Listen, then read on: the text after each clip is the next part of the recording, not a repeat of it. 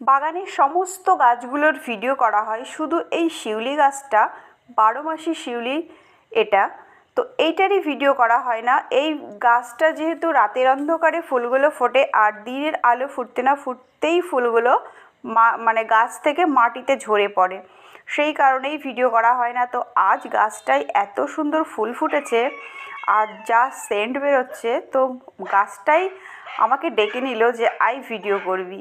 গাছটাকে আমি লাগিয়েছি ছোট্ট একটা তেলের যে সর্ষের তেলের যে টিনগুলো হয় সেই টিনের ভিতরে।